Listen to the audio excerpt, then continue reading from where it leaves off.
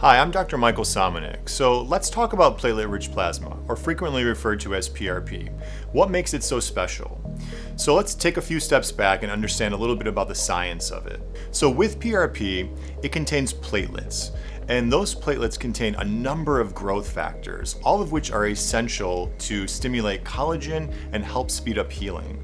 So what happens is when you decide you want to undergo a PRP treatment, we bring you into the office and we draw your blood.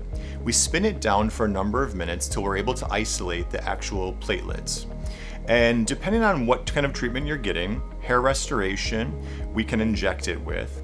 Or if you're getting some type of treatment like laser resurfacing or microneedling, we can apply it topically to your skin. And it gets absorbed into those microchannels and really attaches to those receptors where a number of these growth factors stimulate collagen and can improve the texture, tone, and speed up the overall healing after your treatment.